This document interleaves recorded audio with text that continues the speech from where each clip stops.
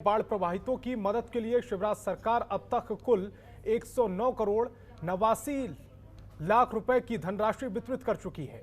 सोमवार को भी मुख्यमंत्री ने बाढ़ प्रभावित रहे 9 जिलों में 24,529 हितग्राहियों के लिए 31 करोड़ 51 लाख रुपए की राशि दी है। ये राशि एक क्लिक से हितग्राहियों के खातों में ट्रांसफर कर दी गई है। आपको बता दें कि प्रशासन की ओर से कराए गए सर्वे में 39,000 से ज्यादा बाढ़ पीड़ित सामने आए हैं। मुख्यमंत्री शिवराज ने ग्वालियर, चंबल संभाग के साथ ही विदिशा जिले में बाढ़ प्रभावितों को आर्थिक मदद दी है। इस दौरान उन्होंने संबंधित कलेक्टर्स को निर्देशित किया है ये सुनिश्चित किया जाए कि कोई भी हितग्राही सहायता मिलने से वंचित न रहे। सीएम ने कहा कि ये समय थोड़े संकट का है। एक तरफ बाढ़ तो दूसरी तरफ सूखे से किसानों को परेशानी हो रही है, लेकिन सरकार की ओर से पूरी कोशिश है कि हर पीड़ित को सहायता राशि मिल सके।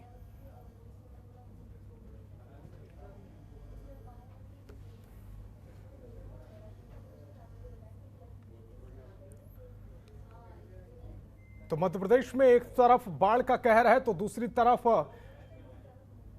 सूखे ने किसानों को बेहाल कर रखा है और ऐसे में बाढ़ प्रभावितों को सीएम शिवराज सिंह चौहान की तरफ से सहायता राशि दी गई है। एक क्लिक के जरिए उन्हें ये सहायता राशि दी गई है। 9 जिलों के 24,529 हितग्राहियों को मदद दी गई है सरकार की तरफ से। बाढ़ पीड़ितों की सरकार ने मदद की है। शिवराज सरकार ने अब तक 109 करोड़ से ज्यादा धनराशि बाढ़ पीड़ितों पर मदद के लिए खर्च की है।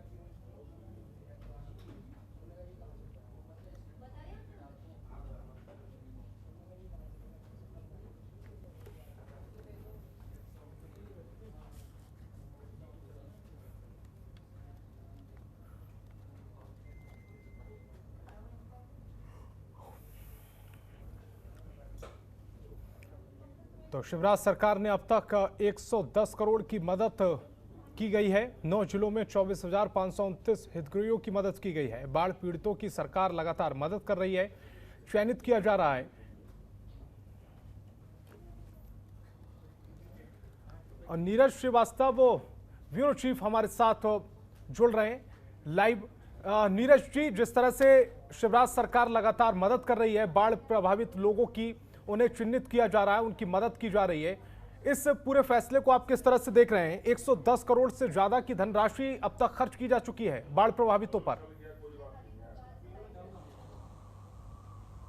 जी बिल्कुल, देखिए संतोष, जिस तरह से हमने देखा कि पिछले दिनों ग्वालियर, चंबल संभाग में जो बाढ़ की स्थिति थी, जिसमें से कई सारे घर बह गए और जिस तरह से पुल पुलियों को हमने बहते देखा, सड़क पूरी तरह से क्षतिग्रस्त हो गई बाढ़ के चलते, और वहीं काफ़ी सारे लोग जो है बेघर हो गए। आदिवासी परिवारों की यदि बात की जाए तो आदिवासी क्षेत्रों की जो स्थिति थी वो काफ़ी भयावह स्थिति जो है हमने तस्वीरों में देखी थी। जिस तरह से उनके पूरे जो जानवर थे वो उनके बह गए इस बाढ़ में।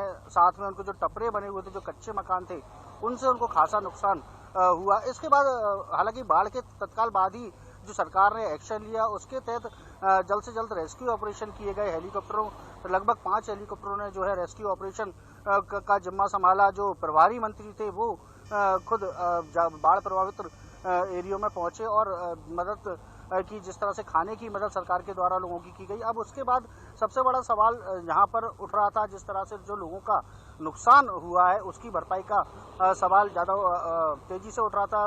विपक्ष भी इस पर प्रश्न खड़े कर रहा था, जिससे बाढ़ में जिन लोगों का नुकसान हुआ है, जिन गरीबों के मकान और जो व्यवसाय है वो बंद हो गए हैं, साथ में जो सरकारी जो पुल थे नदियों पर बने हुए वो बह गए हैं, उसको लेकर सरकार पर लगातार विपक्ष निशाना साध रहा था कि लोगों को मदद नहीं मिली है।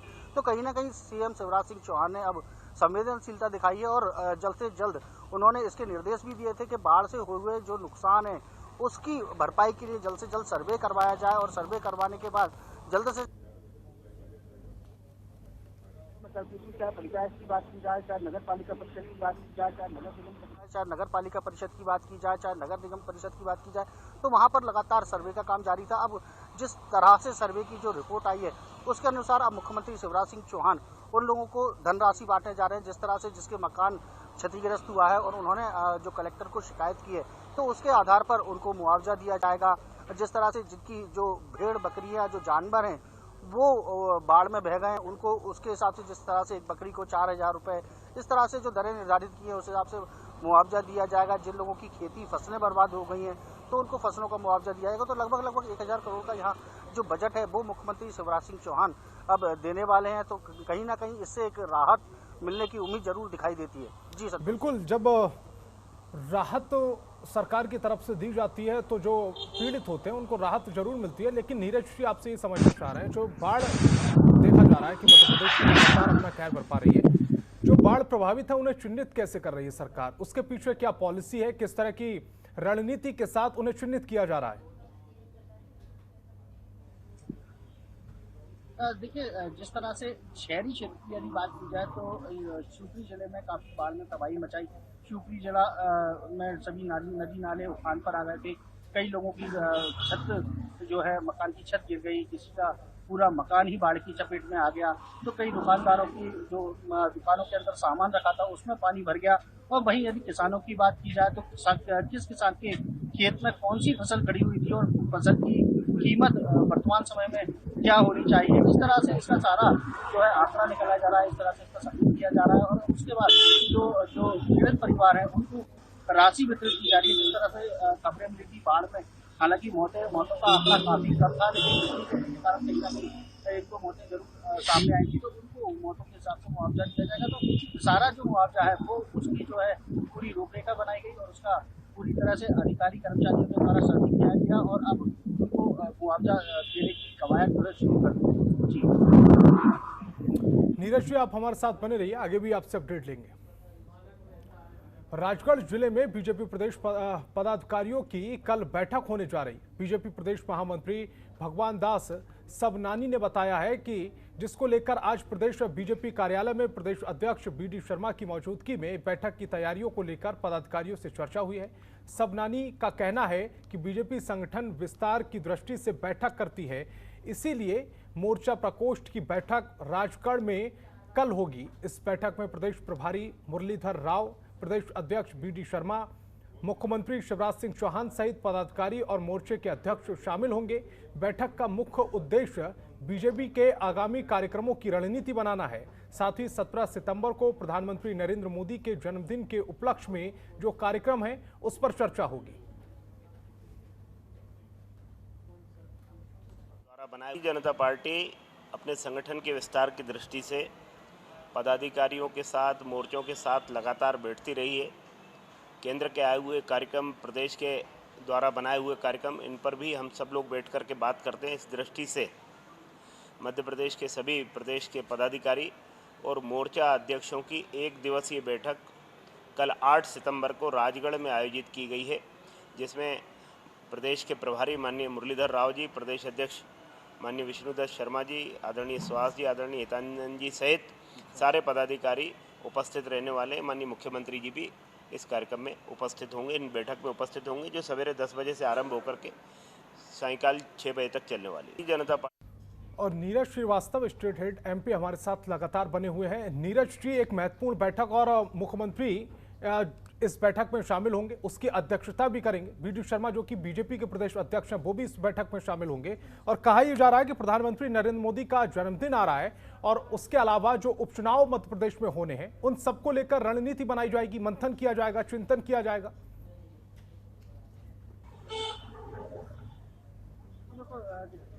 जो बैठक इसलिए ज्यादा महत्वपूर्ण मानी जा रही है कि ये जो बैठक है वो दिग्विजय सिंह के गढ़ में होनी है। राजगढ़ में ये बैठक आहूत की गई है, जिसमें मुख्यमंत्री शिवराज सिंह चौहान के साथ बीडी शर्मा और मुरलीधर राव भी शामिल होंगे और काफी सारे भाजपा के पदाधिकारी और कार्यकर्ता भी इस बैठक में शामिल रहेंगे।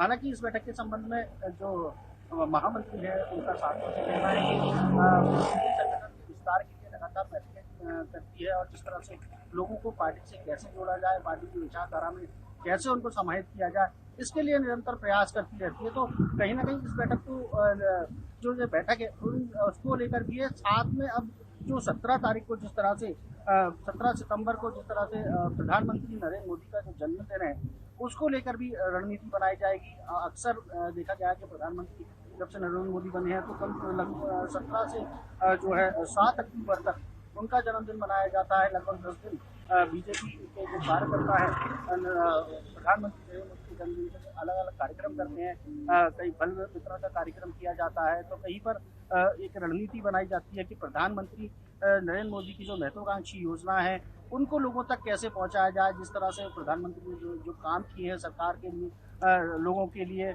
उनको जन जन तक कैसे पहुंचाया जाए। और इसके अलावा जो बड़े फैसले, जिस तरह से राम मंदिर की बात की जाए तो राम मंदिर एक बड़ा मुद्दा राजनीति का बना हुआ था, जिसे अब पूरी तरह जिसमें प्रधानमंत्री नरेंद्र मोदी ने विराम लगा दिया, तो उसकी जो उपलब्धि है वो लोगों तक कैसे पहुंचाई जाए, क्योंकि एक लंबा कार्यकाल राम मंदिर के मुद्दे को चलते हुए रहा, लेकिन अब उस पर विराम लग गया है। तो लोगों एक भाजपा सरकार इसको अपनी एक बड़ी उपलब्धि मानती है। साथ में महिलाओं, जो मुस्लिम जो महिलाएं, उनके लिए जो सरकार ने किया, जो प्रधानमंत्री ने किया है, जिस तरह से 3 तलाक खत्म किया है और काफ़ी सारे जो योजना है सरकार लाई है, तो उन योजनाओं को लोगों तक पहुंचाया जाए। तो पूरे 10 दिन पूरी बीजेपी की जो कार्यकारिणी है, जो बीजेपी के कार्यकर्ता हैं, वो ये प्रयास करते हैं कि जन जन तक प्रधानमंत्री नरेंद्र मोदी की जो उपलब्धियां हैं उनको लोगों तक पहुंचाया जाए। जी नीरज जी, कुल मिलाकर कहा जा सकता है कि प्रधानमंत्री नरेंद्र मोदी के जन्मदिन को फोकस करते हुए ये बैठक की जा रही है, महत्वपूर्ण बैठक की जा रही है, और उसको किस तरह से आगे बढ़ाना है इस पर मंथन किया जाएगा। आप हमारे साथ बने रहिए, आगे भी आपसे अपडेट लेंगे।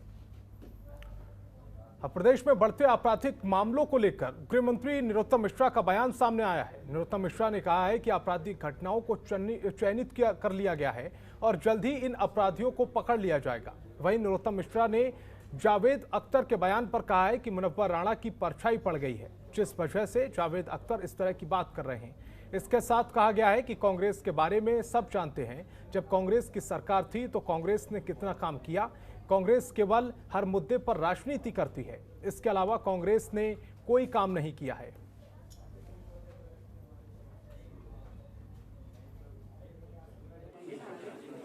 कल 11 मामले नए आए हैं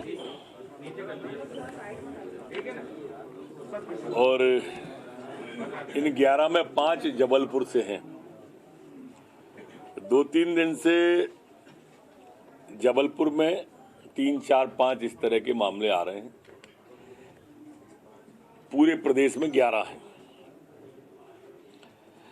जबकि ठीक होकर अपने घरों की ओर जाने वाले व्यक्तियों की संख्या 13 है। 127 एक्टिव केस पूरे के पूरे मध्य प्रदेश के अंदर अभी वर्तमान में है। संक्रमण दर 0.017% है, जबकि रिकवरी दर 98.6 हमारी बनी हुई है। कल संपूर्ण मध्य प्रदेश के अंदर 61,628 सैंपल मध्य प्रदेश के। और भोपाल नगरीय प्रशासन मंत्री भूपेंद्र सिंह ने गरीबों को लेकर बयान दिया। उन्होंने कहा है कि अब हर महीने की 7 तारीख को गरीबों को अनाज दिया जाएगा। अब तक करीब 1,60,000 राशन थैलों का वितरण हो चुका है, जिसमें आज भी करीब 1.5 लाख अनाज से भरे थैले वितरित किए गए हैं। इसके साथ ही बिजली को लेकर हो रही सियासत पर भूपेंद्र सिंह ने कहा है कि मध्य प्रदेश में 24 घंटे डोमेस्टिक लाइट और 12 से 14 घंटे किसानों को बिजली उपलब्ध हो रही है। उसके बाद भी विपक्ष को केवल राजनीति करने के अलावा और कोई काम नहीं है।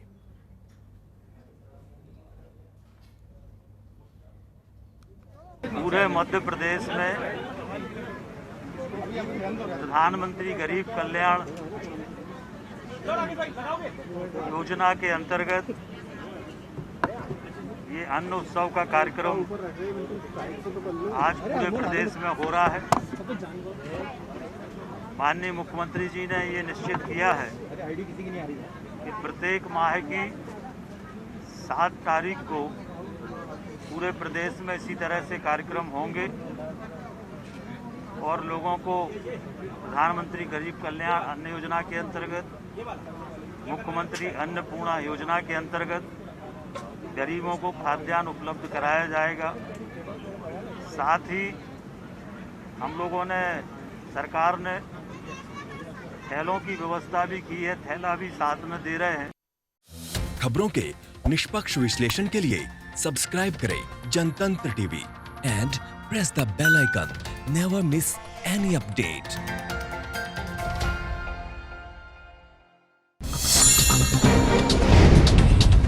Download the Janatantra TV app, available on Google Play and App Store. Download it now.